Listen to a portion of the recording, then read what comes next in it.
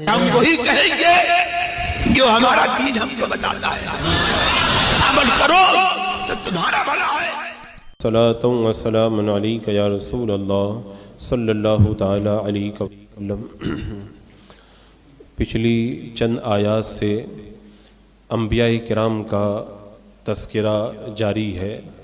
اس سے پہلے والی آیت کریمہ میں یہ رب کا ارشاد وَاذْكُرْ فِي الْكِتَابِ موسیٰ، اور آپ اس کتاب میں موسیٰ کا ذکر کیجئے۔ حضرت موسیٰ علیہ السلام کا تذکرہ کل کی محفل میں کچھ ہوا تھا۔ آنے والی آیت کریمہ میں رب نے ارشاد فرمایا کہ وَنَادَيْنَاهُ مِنْ جَانِبِ الطُّورِ الْأَيْمَنِ وَقَرَّبْنَاهُ نَجِيًّا، ہم نے انہیں طور کی دائیں جانب سے ندا کی اور ہم نے انہیں قریب کر کے رازدار بنایا۔ یہ قرب سے مراد کیا ہے؟ قرب سے مراد یا تو قرب مکانی ہے یا پھر قرب سے مراد مرتبے کے اعتبار سے قریب ہونا ہے۔ ابو العالیہ کہتے ہیں کہ جب توریت لکھی جا رہی تھی تو حضرت موسیٰ علیہ السلام اس پر قلم چلنے کی آواز سنا کرتے تھے، اور قرب شرف اور قرب مرتبہ پر یہ دلیل ہے کہ اللہ تبارک و تعالیٰ کے قرب سے متعارف قرب مرتبہ ہی ہوا کرتا ہے۔ اسی اعتبار سے ملائکہ کو ملائکہ مقربین کہتے ہیں۔ خیر، تو یہاں پہ جو حضرت موسیٰ علیہ السلام سے کلام فرمایا، اس حوالے سے مختلف روایتیں ہیں۔ حضرت موسیٰ علیہ السلام نے مصر میں بنی اسرائیل سے یہ وعدہ کیا تھا کہ جب اللہ تبارک و تعالیٰ فرعون کو ہلاک فرما دے گا تو وہ ان کے پاس اللہ تبارک و تعالیٰ کی طرف سے ایک کتاب لے کر کے آئیں گے۔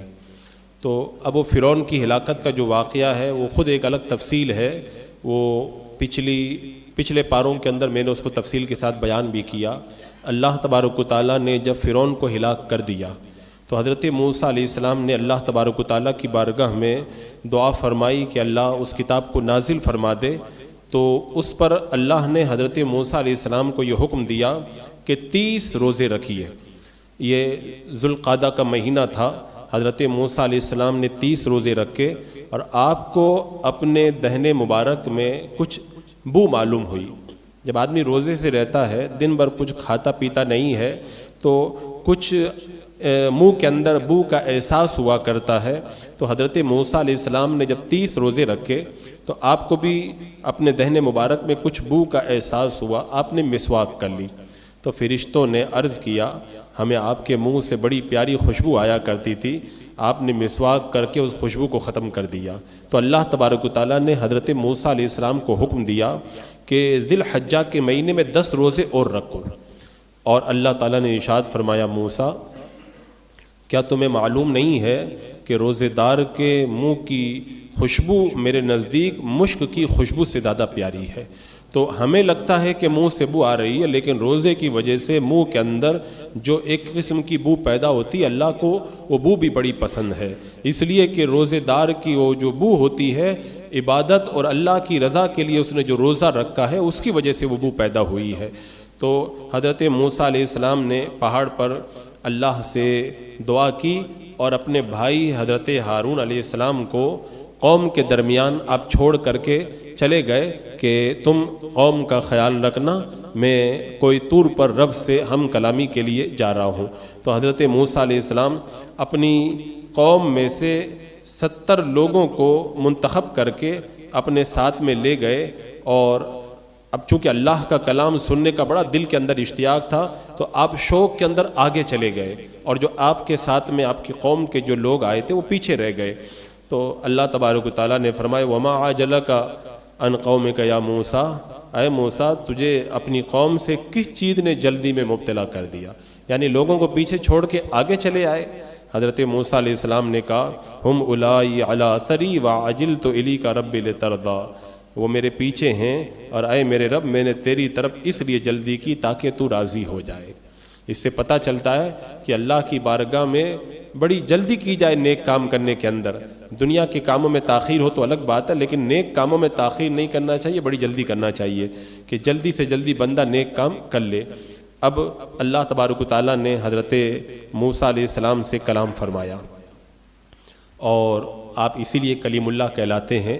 جب حضرت موسیٰ علیہ السلام اللہ تبارک و تعالیٰ سے ہم کلام ہونے کے لیے حاضر ہوئے تو آپ نے طہارت کی، پاکیزہ لباس پہنا، روزہ رکھ کر کے طور سینہ پر حاضر ہوئے۔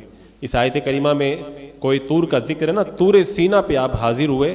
اللہ تبارک و تعالیٰ نے ایک بادل نازل کیا جس نے پہاڑ کو ہر طرف سے 4 فرسنگ کی مقدار کے اندر ڈھانک لیا، یعنی ایک اندازے کے مطابق 12 میل کا جو ایریا تھا وہ اس بادل کے اندر آ گیا۔ شیاطین اور زمین کے جانور حتیٰ کہ ساتھ میں رہنے والے فرشتے سب آپ سے الگ ہو گئے، کیونکہ اب آپ کی جو گفتگو، آپ کا جو کلام ہے وہ اللہ سے آپ کا کلام ہونے جا رہا ہے۔ اللہ کا کلام آپ سننے والے تھے تو سب کو آپ سے جدا کر دیا گیا، آسمان کو کھول دیا گیا۔ آپ نے ملائکہ کو ملاحظہ کیا کہ ملائکہ ہوا میں کھڑے ہیں۔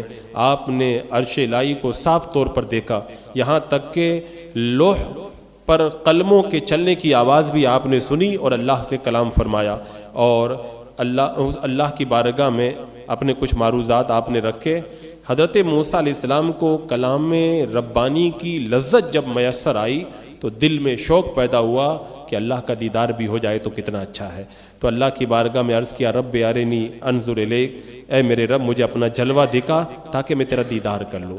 یعنی جب کلام سنا تو کلام کی لذتیں، اللہ اکبر، اللہ کا کلام پھر کلام، وہ لذتیں جب اس سے آپ شرسار ہوئے تو تمنا کر بیٹھے، اللہ تو مجھے جو ہے وہ اپنے دیدار سے مالا مال فرما دے۔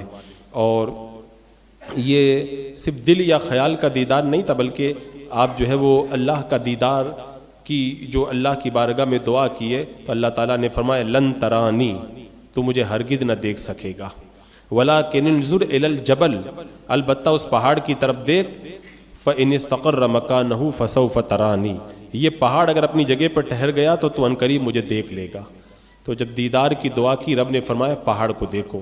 اب اللہ تبارک و تعالیٰ نے پہاڑ پر اپنی تجلی کو ڈالا تو پہاڑ تجلی الہی سے ٹکڑے ٹکڑے ہو گیا۔ حضرت موسیٰ علیہ السلام بھی بے ہوش ہو گئے اور ہوش آیا تو اللہ کی بارگاہ میں عرض کیا، سبحانک تبت الیک وانا اول المؤمنین، تو پاک ہے، میں تیری طرف رجوع لایا، میں سب سے پہلا مسلمان ہوں۔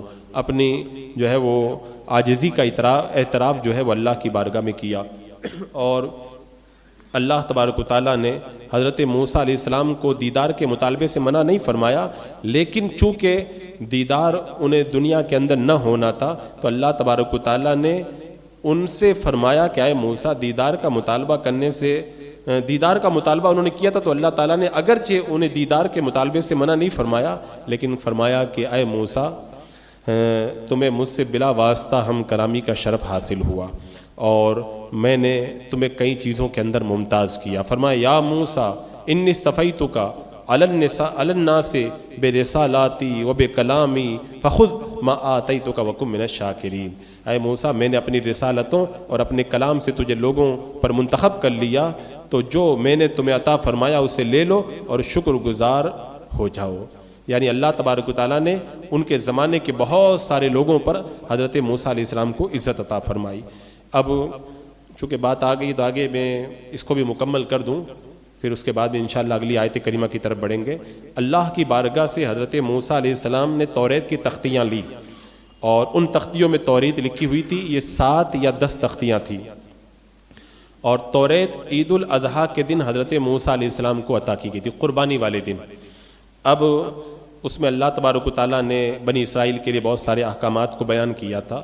حضرت موسیٰ علیہ السلام کوہ طور پہ رب سے کلام کرنے کے لیے گئے اور ادھر پیچھے جو ہے وہ قوم کے اندر سامری نے بڑا وبال مچا دیا۔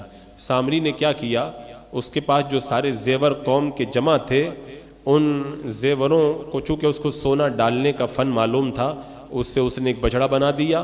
حضرت جبریل علیہ السلام کے گھوڑے کے سم کی جو مٹی لگی تھی اس کو بچڑے میں ڈال دی، بچڑا جو ہے وہ آواز لگانے لگا۔ اب اس کے بعد میں اس بچڑے کے ذریعے اس نے قوم کو بڑا گمراہ کر دیا۔ بنی اسرائیل کے 12,000 لوگوں کے علاوہ جتنے بھی تھے سب بچڑے کی پوجا کرنے لگے۔ اب یہ بہت بڑا وبال ہوا۔ حضرت موسیٰ علیہ السلام جب کوہ طور پہ اللہ سے کلام کرنے گئے، پلٹ کر کے جب واپس آئے اور ان کو پہلے ہی رب نے بتا دیا تھا کہ قوم نے پیچھے کیا کیا ہے، اب حضرت موسیٰ علیہ السلام آئے تو بڑے جلال کے عالم میں تھے۔ آپ نے اپنے بھائی حضرت ہارون علیہ السلام سے بھی باز پرس کی، اس کا تذکرہ اگلی آیتوں میں انشاءاللہ آئے گا۔ حضرت ہارون علیہ السلام سے بھی باز پرس کی اور سامری کو بھی آپ نے اس سے بھی باز پرس کی، اور سامری کا مکمل بائیکاٹ کر دیا گیا، اور اس کو جو ہے وہ ایسی سزا دی گئی کہ آج کل کرونا کے اندر جو ایک ہوا کھڑا ہوا تھا نا کہ جو جس سے ٹچ کرے گا اس کو بھی کرونا ہو جائے گا، یہ سامری کو اس زمانے میں بہت پہلے یہ بیماری لگا دی گئی۔ وہ کیا کہتا تھا؟ خود اللہ تبارک و تعالیٰ نے قرآن پاک میں فرمایا فَاذْهَبْ فَإِنَّ لَكَ فِي الْحَيَاةِ أَن تَقُولَ لَا مِسَاسَ، فرمایا رب نے تو چلا جا، بس بے شک تیری زندگی میں تیرے لیے سزا یہی ہے کہ تو کہے گا کہ مجھ کو ٹچ مت کرنا۔ تو سب سے یہی کہتا تھا کہ مجھ کو ٹچ مت کرنا، اس لیے کہ اگر کوئی اس کو ٹچ کر لیتا تھا تو اس کو شدید بخار ہو جاتا تھا اور وہ جنگل میں شور مچاتا پھرتا تھا، کوئی مجھ کو ٹچ نہ کرے، کوئی مجھ کو ٹچ نہ کرے۔ ایسی خطرناک اس کو جو ہے وہ بیماری اس کو لگ گئی اور ویسے ہی وحشت کے عالم کے اندر وہ مرا۔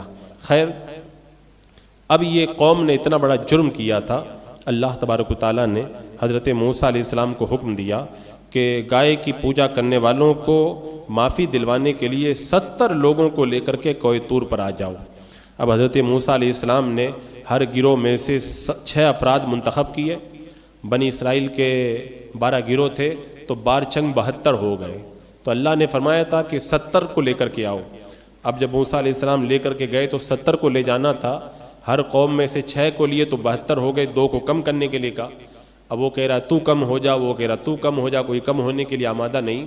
تو حضرت موسیٰ علیہ السلام نے کہا جو آئے گا اس کو بھی اتنا ہی ثواب ملے گا، جو پیچھے رہ جائے گا اس کو بھی اتنا ہی ثواب ملے گا۔ تو حضرت کالب اور حضرت یوشع یہ دونوں پیچھے رہ گئے، یہ 70 لوگ گئے اور حضرت موسیٰ علیہ السلام نے روزہ رکھنے کا حکم دیا، بدن و کپڑے پاک کرنے کا حکم دیا۔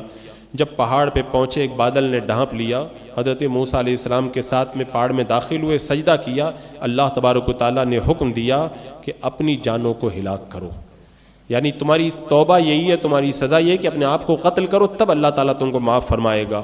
تو یہ لوگ حضرت موسیٰ علیہ السلام سے کہنے لگے کہ اچھا، ان کو جب کہا گیا کہ توبہ میں اپنی جانوں کو قتل کرنے کا حکم دیا گیا، وہ کہنے لگے ہم اس وقت تک نہیں مانیں گے جب تک کہ ہم اللہ تبارک و تعالیٰ کو کھلم کھلا دیکھ نہیں لیں گے۔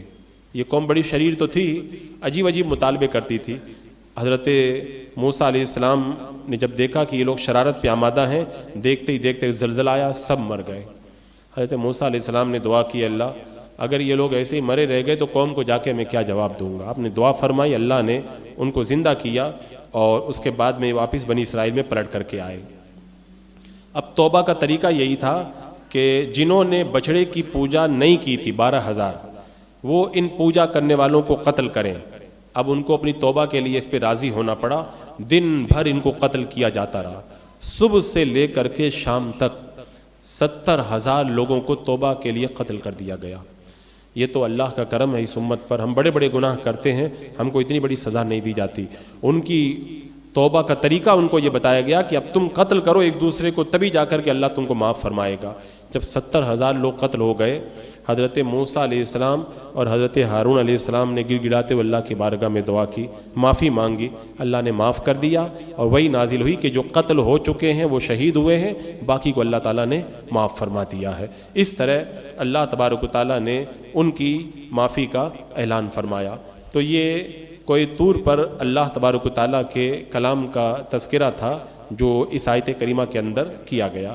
اس کے بعد میں اگلی آیت کریمہ میں ارشاد ہوا وَوَهَبْنَ لَهُ مِن رَحْمَتِنَا أَخَاهُ هَارُونَ نَبِيًّا، اور ہم نے اپنی رحمت سے ان کو ان کے بھائی ہارون نبی عطا فرمائے۔ ابھی حضرت ہارون علیہ السلام کا تذکرہ آ گیا، انشاءاللہ یہ بھی ایک چونکہ تفصیل طلب گفتگو ہے، کل کی محفل میں حضرت ہارون علیہ السلام کا کچھ ذکر ضمیر ہوگا۔